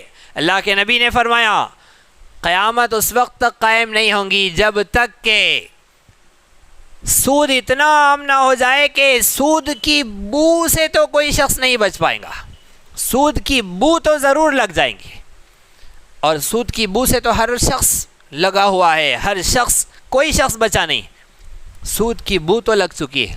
تو سود کا نظام ایسا گھناؤنا نظام ہے، اللہ رب العزت اس سے ناراض ہوتے ہیں. فمن جاءہ موعظۃ من ربہ فانتہی فلہ ما سلف. اللہ ارشاد فرما رہے کہ اب جس کے پاس یہ نصیحت آ گئی، جس کے پاس یہ آیتیں، یہ احکامات پہنچ گئے اس کے رب کی طرف سے، فانتہی، اور وہ رک گیا، وہ رک گیا. اب وہ سودی نظام سے نہیں جڑتا ہے. جن لوگوں کو پیسہ دیا تھا سود کے ساتھ، اب کہہ دیا کہ میں نے سود کے ساتھ دیا تھا پیسہ، اب مجھے سود نہیں چاہیے، اب جتنا میرا ہے اتنا ہی دینا، اس سے زیادہ نہیں دینا. جو مدل، جو میرا مال دیا ہوا پیسہ ہے وہی دینا اور نہیں دینا. فلہ ما سلف. اللہ کہہ رہے کہ پیچھے جو ہو گیا نا، پیچھے جو سود وغیرہ کھا لیا تھا، جو ہو گیا تھا، اب وہ اللہ کے حوالے، وہ اللہ جانے اور تم جانے. وَأَمْرُهُ إِلَى اللَّهِ. اس کا معاملہ اللہ کی طرف. اللہ چاہے معاف کر دے، اللہ چاہے سزا دے، اللہ چاہے پکڑ کرے، جو بھی ہے اللہ کی طرف، آگے نہیں لینا چاہیے. وَمَنْ عَادَ فَأُولَٰئِكَ أَصْحَابُ النَّارِ. لیکن جس کے پاس یہ احکامات، یہ نصیحت آ گئی، اس کے بعد پھر سودی نظام سے جڑا رہے گا، وَمَنْ عَادَ، واپس سے پھر سودی نظام میں جائیں گا، اللہ کہہ رہے فَأُولَٰئِكَ أَصْحَابُ النَّارِ. یہ جہنم والے ہیں، ہم فیہا خالدون، ہمیشہ ہمیشہ جہنم میں رہیں گے. تو ہمیشہ رہنے کا مطلب کیا ہے؟ اگر سود کو حلال سمجھ کر اس میں لگا ہوا ہے تو ہمیشہ کے لیے جہنم ہے، کیونکہ وہ کافر ہو گیا، وہ مرتد ہو گیا، اس کی بیوی اس پر حرام ہو گئی. اتنا سخت ترین معاملہ ہے. اللہ فرما رہے ومن عاد، جو لوٹیں گا، وہ جہنمی ہوگا. جو حلال سمجھ کر سود میں لگائے وہ ہمیشہ جہنم میں رہے گا. جو حرام سمجھ کے لگا تھا وہ ہمیشہ نہیں رہے گا، لیکن ایک طویل زمانہ رہے گا، پتہ نہیں اللہ رب العزت کب اسے نکالے. اب دیکھیے سود کا طویل مضمون چل رہا ہے. اللہ کتنے ناراض ہے سودی نظام سے. اللہ فرما رہے یمحق اللہ الربا، اللہ سود کو مٹاتا ہے، گھٹاتا ہے، ویربی الصدقات، اور صدقے کو بڑھاتا ہے. یہ کون کہہ رہے؟ اللہ کہہ رہے ہیں کہ اللہ سود کو گھٹاتا ہے، صدقے کو بڑھاتا ہے. اور ہم کیا دیکھتے ہیں؟ ہماری آنکھیں دیکھتی ہے کہ سود سے تو پیسہ بڑھتا ہے، سود سے پیسہ بڑھتا ہے. 1000 روپیہ دیا اور 1250 روپیہ واپس ملا، تو سود سے تو پیسہ بڑھا. اور صدقہ دیا اگر ہم نے تو 100 روپے دیا، جیب میں سے 100 روپیہ کم ہو گیا. 1000 تھے، 100 دیا، 900 رہ گئے. تو صدقے سے تو گھٹتا نظر آ رہا ہے اور سود سے بڑھتا نظر آ رہا ہے، جبکہ اللہ کہہ رہے کہ سود کو اللہ گھٹاتے ہیں، صدقے کو بڑھاتے ہیں. تو اب سمجھنا چاہیے کہ یہ بڑھنے اور گھٹنے کا مطلب کیا ہے. یہ آنکھوں کا دھوکہ ہے. حقیقت وہ ہے جو اللہ کہہ رہے ہیں.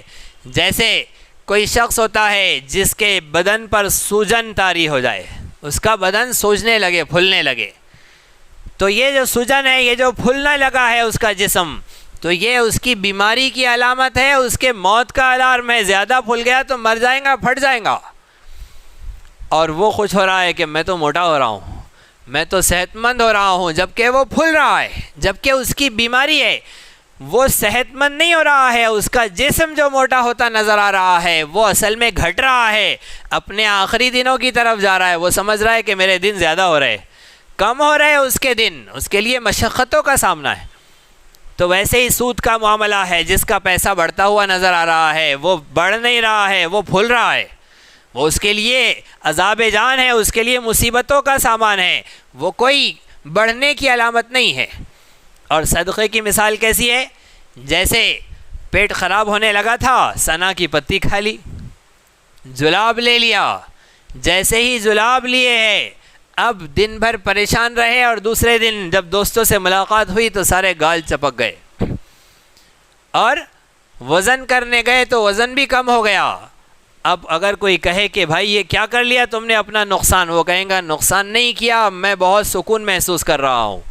میرے جلاب لینے سے اگر میرا وزن کم ہوا ہے تو میں صحت کی طرف جا رہا ہوں، بیماری کی طرف نہیں جا رہا ہوں. وہ پھولنے والا بیماری کی طرف گیا اور یہ کم ہونے والا صحت کی طرف گیا. ایسے ہی صدقے کی مثال ہے. اس کے مال میں اب 1 سال ہونے آنے کی وجہ سے جو گندگی پیدا ہو گئی تھی اس میل کو اس نے نکال دیا، زکوٰۃ نکل گئی، باقی کا مال پاک ہو گیا. کم ہوتا نظر آیا لیکن یہ صحت مند ہو گیا، اس کا یہ مال جم گیا، یہ مال برکت والا ہو گیا. اللہ رب العزت اب آسمانی بلاؤں سے، زلزلوں سے، بجلی کے گرنے سے، قحط سے اس کے مال کو بچائیں گا. یہ کم ہوا لیکن صحت مند ہو گیا، کوالٹی والا ہو گیا، پاک صاف ہو گیا. تو ایسی اس کی مثال ہے. لہٰذا اللہ رب العزت کا فرمان حق ہے، سچ ہے. اللہ کہہ رہے کہ اللہ صدقے کو بڑھاتا ہے اور سود کو گھٹاتا ہے. واللہ لا يحب كل کفار نثیم، اللہ پسند نہیں فرماتا ہر ناشکرے، ہر انکار کرنے والے گنہگار کو. تو ناشکرے کو، گنہگار کو اللہ پسند نہیں فرماتا. لہٰذا اللہ رب العزت کے احکامات کو ماننا چاہیے، اس کے دیے گئے احکامات کی شکر گزاری کرنا چاہیے. آگے اللہ فرما رہے ان الذین آمنوا وعملوا الصالحات وَأَقَامُوا الصَّلَاةَ وَآتُوا الزَّكَاةَ لَهُمْ أَجْرُهُمْ عِنْدَ رَبِّهِمْ وَلَا خَوْفٌ عَلَيْهِمْ وَلَا هُمْ يَحْزَنُونَ. بے شک جو لوگ ایمان لائے، وَعَمِلُوا الصَّالِحَاتِ اور نیک اعمال کرے، وَأَقَامُوا الصَّلَاةَ اور نماز قائم کرے، وَآتُوا الزَّكَاةَ اور زکوٰۃ ادا کرے، لَهُمْ أَجْرُهُمْ عِنْدَ رَبِّهِمْ ان کے رب کے پاس ان کے لیے بڑا اجر ہے. وَلَا خَوْفٌ عَلَيْهِمْ وَلَا هُمْ يَحْزَنُونَ ان پر کوئی خوف نہیں ہوگا، وہ غمگین نہیں ہوں گے. تو اس میں مال کے استعمال کا اللہ رب العزت نے تذکرہ فرما دیا کہ زکوٰۃ ادا کرو. آگے اللہ کہہ رہے ہیں یا ایھا الذین آمنوا اتقوا اللہ، اے ایمان والو اللہ سے ڈرو، وذروا اور چھوڑ دو، ما بقی من الربا سود کا جو مال باقی رہ گیا ہے. ہر مہینے انٹرسٹ لے رہے تھے، ہر مہینے سود لے رہے تھے، اب تمہارے پاس یہ حکم آ گیا اب سے مت لو۔ اتقوا اللہ، اللہ سے ڈرو، وذروا ما بقی من الربا، اور سود کا جو مال بچ گیا ہے اسے چھوڑ دو، ان کنتم مومنین، اگر تم مومن ہو۔ اور جان لو فَإِن لَّمْ تَفْعَلُوا، اگر تم نے ایسا نہیں کیا، سود کا مال نہیں چھوڑا، یہ بات معلوم ہونے کے بعد پھر سود لیے جا رہے ہو، برابر قسطیں سود کی لیے جا رہے ہو، تو یاد رکھو فَإِن لَّمْ تَفْعَلُوا، اگر تم نے اللہ کے حکم کو نہیں مانا، فَأَذَنُوا بِحَرْبٍ مِّنَ اللَّهِ وَرَسُولِهِ، تو اللہ اور اس کے رسول سے اعلان جنگ قبول کرو۔ سودی نظام میں جو مبتلا ہے، پڑے ہوئے ہیں، اللہ اس کے رسول کا ان کے خلاف اعلان جنگ ہے۔ جیسے یہ آیت نازل ہوئی، جن صحابہ کا مال سود پر دیا ہوا تھا، وہ صحابہ نے جب سود کی حرمت کو، اس کے حرام ہونے کو سن لیا، تو فرمایا کہ ہم اللہ اس کے رسول سے جنگ کی طاقت نہیں رکھتے۔ جنگ میں تو ہم بڑے ماہر ہیں، لیکن اللہ اس کا رسول سامنے آ جائے تو ہماری کچھ نہیں چلنے والی ہے۔ ہم نے سود معاف کر دیا، سود اب نہیں لیں گے ہم، آج سے چھوڑ دیا سود کے مال کو۔ ایسی وعید سارے قرآن و سنت میں کہیں اور نہیں ہے۔ کسی گناہ پر اللہ نے یہ نہیں کہا کہ اللہ اس کے رسول تمہارے خلاف جنگ میں کھڑے ہوئے ہیں، کسی گناہ پر نہیں کہا، ایک اس بات پر کہا۔ تو جس کے خلاف اللہ اس کے رسول کھڑے ہو جائے اس کا کیا کھڑا ہو سکتا ہے؟ اور جس ملک کے خلاف اللہ اس کے رسول کھڑے ہو، وہ ملک کہاں ترقی کر سکتا ہے؟ اس ملک کے دیوالیہ ہونے میں کوئی شک نہیں ہے، جس ملک کے اگینسٹ، جس کے خلاف اللہ اس کے رسول کھڑے ہو۔ تو سودی نظام لے ڈوبنے والا ہے۔ جس ملک میں سودی نظام ہے وہ ملک تباہ ہونے والا ہے، برباد ہونے والا ہے۔ سب سے بڑا سودی نظام اسرائیل میں ہے، ساری دنیا کا سودی سسٹم وہی چلا رہے ہیں، اور وہ ایسا زبردست تباہی کی دہلیز پر ہے، اور اللہ رب العزت ایسا ہلاک و برباد کرنے والا ہے اسرائیل کو کہ اللہ رب العزت اسے صفحہ ہستی سے مٹا دیں گے۔ ملک کی یہ سلطنت کو ہلاک و برباد کر دیں گے، یہودیوں کی سلطنت، اللہ رب العزت یہودیوں کا خاتمہ کر دیں گے۔ اور اسرائیل کا سب سے بڑا اعلی کار امریکہ، وہاں سودی نظام کا سب سے زیادہ دباؤ۔ امریکہ کے ساتھ تو اللہ رب العزت کا قانون ہی کچھ اور ہے۔ اللہ رب العزت تو جغرافیہ سے ہٹا دیں گے، دنیا کے نقشے سے امریکہ کو ہٹا دیں گے۔ یہ رسول عربی صلی اللہ علیہ وسلم کی زبانی اللہ کا وعدہ ہے، پیشن گوئی ہے امریکہ کے لیے کہ اللہ اس کے وجود کو فنا کر دیں گے، ختم کر دیں گے۔ تو سودی نظام سے جو اپنے ملک کو چلائیں گا، اللہ رب العزت اسے کہیں کا نہیں رکھیں گے۔ ہمیں اپنے وطن عزیز سے محبت ہے، اگرچہ ہم اس کو حدیث نہیں مانتے، حب الوطنی من الایمان، وطن سے محبت ایمان کا حصہ ہے، ہم اسے حدیث نہیں مانتے، وہ مقولہ ہے، عربی کا ایک محاورہ ہے، لیکن ہمیں تو محبت ہے اپنے وطن سے، اور ہوتی ہے مٹی سے، اپنے وطن سے جہاں پیدا ہوا اس سے محبت، اور ہمارے وطن سے ہماری محبت کا تقاضا ہے کہ ہم اسے سودی نظام سے پاک کریں، اس لیے کہ ملک کو بچانا ہے تو سودی نظام کو ختم کرنا ہوگا۔ اور سودی نظام کے خاتمے کے لیے ہم اگر بلوا کرتے، شور ہنگامہ کرتے، تقریریں کرتے پھرے کہ سودی نظام ختم کرو ختم کرو، لوگ کہیں گے پھر لاؤ اس کے بدلے میں کیا ہے تمہارے پاس؟ کسی بھی چیز کو ختم کرنا ہے تو ایسے ختم نہیں ہوتی ہے، اس کا سبسٹیٹیوٹ دینا پڑے گا، اس کے بدل کی چیز دینا پڑے گا، اس کا نعم البدل دینا پڑے گا، اور دنیا کی کسی قوم کے پاس اس کا نعم البدل نہیں ہے، صرف اسلام کے پاس ہے، صرف مسلمان کے پاس ہے سودی نظام کو ختم کر کے بہترین امن اور انصاف والا مالیات کا نظام قائم کرنا۔ مالیات کا نظام جس انداز سے اسلام کے پاس، ایسے کسی قوم کے پاس نہیں۔ ہمارے اس زمانے میں اللہ کا فضل و احسان ہے کہ ہم اس زمانے میں ہیں جب مسلمانوں کو ایک ایسا قائد اور رہنما ملا ہے جس نے عالمی کانفرنسز میں، بڑی بڑی عالمی ملکوں کے سربراہ جہاں پہنچے ہیں اور عقلمند لوگ جہاں پہنچے ہیں، وہاں اسلام کے مالیاتی نظام کو ان کے سامنے پیش کیا، پہنچایا اور کتابیں لکھی۔ اللہ ان کی عمر دراز کرے، اللہ ان کا سایہ ہمارے سروں پر تا دیر قائم و دائم رکھے، ان کی کتابوں سے، ان کے علوم سے ہمیں بھرپور حصہ عطا فرمائیں۔ شیخ الاسلام حضرت مفتی تقی عثمانی صاحب دامت برکاتہم العالیہ، ایسی عظیم شخصیت، بر صغیر پر اتنا بڑا شخص آج موجود نہیں ہے، بڑی بڑی مستند معتبر مراجع کتابوں کے 60 کے قریب بڑی بڑی کتابوں کے مصنف ہیں آپ، اور چھوٹی موٹی نہیں، بڑی بڑی کتابیں، اتنی بڑی کہ بخاری کی شرح لکھی ہے، مسلم کی شرح لکھی ہے، اور یہاں تک کہ جتنے بڑوں کے کام تھے ادھورے ان سب کو حضرت نے مکمل کیا ہے۔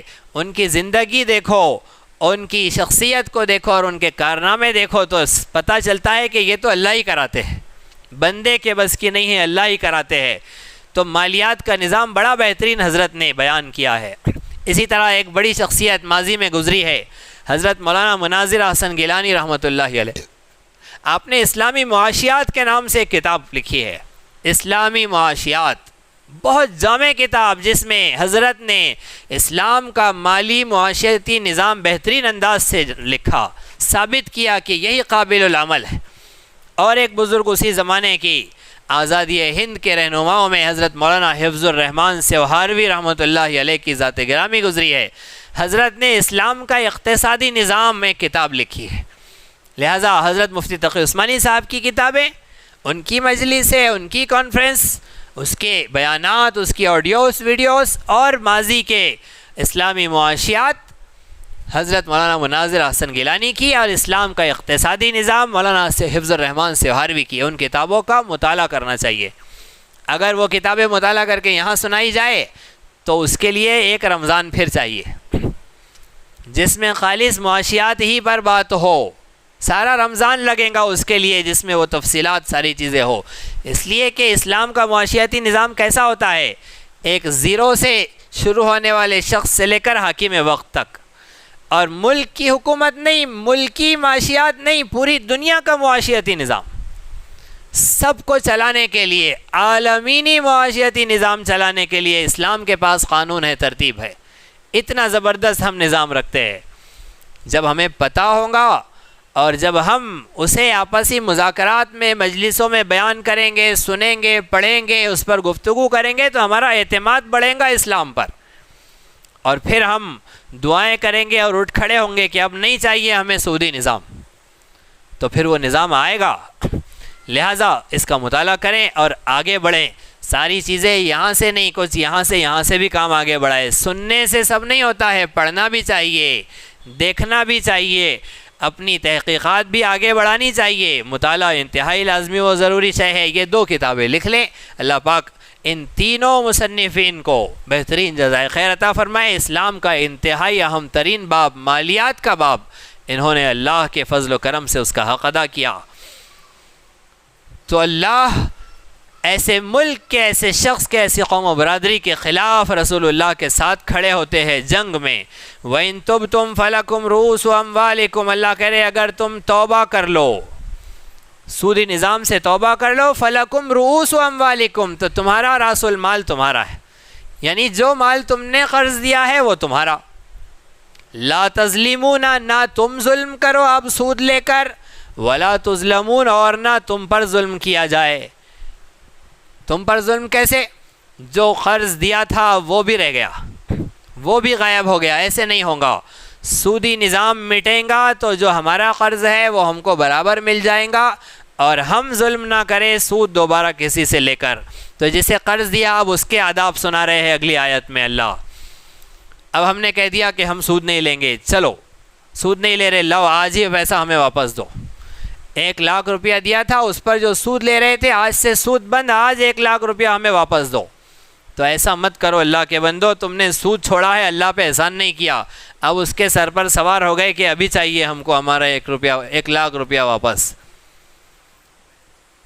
اللہ ارشاد فرما رہے ہیں وَإِن كَانَ ذُو عُسْرَةٍ، وہ شخص جو مقروض ہے، جس کو تم نے پیسہ دیا ہے، کَانَ ذُو عُسْرَةٍ، اگر وہ تنگ دست ہے، اگر اس کے پاس نہیں ہے، فَنَظِرَةٌ إِلَىٰ مَيْسَرَةٍ، تو اسے خوشحالی تک، حالت ٹھیک ہونے تک، پیسہ آنے تک مہلت دو۔ اللہ کہہ رہے مہلت دو، قرض دے کر مہلت دینا بہت خوبصورت نیکی ہے، بہت شاندار نیکی ہے۔ اللہ کے نبی نے فرمایا قرض دو، ایک مدت متعین کرو، مدت متعین ہو جانے کے بعد اگر وہ شخص قرض نہیں دے پا رہا ہے، اس پر حالات ہے، تنگ دست ہے، نہیں دے پا رہا ہے، تو ہر دن اتنا مال صدقہ کرنے کا ثواب ملے گا، ہر دن اتنا مال صدقہ کرنے کا ثواب ملے گا۔ 10 دن میں 10,000 روپے واپس آنے تھے، 11واں دن آ گیا، اس نے معذرت کی میں نہیں دے سکتا، آپ نے مہلت دے دی، 11ویں دن 10,000 روپیہ صدقہ کرنے کا ثواب، کل دیتا ہوں 12ویں دن 10,000 روپیہ صدقہ کرنے کا ثواب، اتنا زیادہ۔ بلکہ اللہ کے نبی صلی اللہ علیہ وسلم نے صدقے اور قرض کے بارے میں بہت شاندار حدیث بیان فرمائی۔ آپ نے فرمایا کہ صدقہ کرنے والے کو 10 نیکیاں ملتی ہے اور قرضہ دینے والے کو 17 نیکیاں ملتی ہے۔ حالانکہ صدقے میں تو مال ختم ہو گیا، چلے گیا، قرضے میں تو واپس آنے والا ہے، اس میں زیادہ نیکی ہونی چاہیے تھی، زیادہ ثواب ہونا چاہیے تھا صدقے میں، اس لیے کہ چلا گیا مال، وہ تو واپس آنے والا تھا، اس میں کم نیکی ہونی چاہیے تھی۔ لیکن محدثین نے بیان فرمایا کہ صدقہ جب انسان دیتا ہے تو اس میں صرف اپنی نیکی کا خیال ہوتا ہے، وہ کیا کرے گا کیا نہیں کرے گا اس کا کوئی خیال نہیں ہوتا، مجھے ثواب مل جائے۔ یہ زکوٰۃ ہے بھائی، سال ختم ہو گیا جلدی دو، نہیں تو وہ سارا مال ضائع ہو جائے گا، اللہ کا عذاب آ جائے گا، ختم کرو اسے۔ تو اپنا بوجھ اتارنے کی اپنی نیکی کی نیت ہوتی ہے۔ جب قرضہ دیتا ہے تو صرف اپنی نیکی کی نیت نہیں ہوتی ہے، اس کی ضرورت کی بھی نیت ہوتی ہے کہ اس کی ضرورت پوری کرنا ہے، جسے قرض دے رہے ہیں اس کا مسئلہ، اس کی پریشانی بھی حل ہو، اس لیے نیکی بڑھ گئی 17 نیکی، اس پر 10 نیکی ملیں گی تو اس پر 17 نیکی ملیں گی۔ قرضہ دینا اتنا زیادہ مفید ہے، اتنا زیادہ بہتر کام ہے ایسا نیکی کا کام، اور قرضے میں سہولت دو تو اور نیکی۔ آگے اللہ فرما رہے وَأَن تَصَدَّقُوا خَيْرٌ لَكُمْ، سود چھوڑ دیا، اپنا راس المال واپس لینا ہے، مہلت دو، اگر صدقہ کر دو چھوڑ دو اسے تو اور تمہارے لیے بہتر ہے، ان کنتم تعلمون، اگر تم جانتے ہو علم رکھتے ہو۔ آگے اللہ فرما رہے وَاتَّقُوا يَوْمًا تُرْجَعُونَ فِيهِ إِلَى اللَّهِ، اس دن سے ڈرو جس دن تم اللہ کی طرف لوٹائے جاؤ گے، ثُمَّ تُوَفَّى كُلُّ نَفْسٍ مَّا كَسَبَتْ وَهُمْ لَا يُظْلَمُونَ، پھر ہر شخص کو پورا پورا بدلہ دیا جائے گا، ما کسبت، جو اس نے کمایا، وہم لا یظلمون، اور تم پر ظلم نہیں کیا جائے گا، ہر شخص کو پورا پورا بدلہ ملے گا، ظلم نہیں ہوگا، اس دن سے ڈرو اور یہ مسئلوں کو سمجھو اور سودی نظام کو ختم کرو۔ اسی طرح دینی، علمی، اصلاحی اور تاریخی دروس و بیانات سے استفادے کے لیے آپ کے اس چینل کو لائک، شیئر اور سبسکرائب کریں۔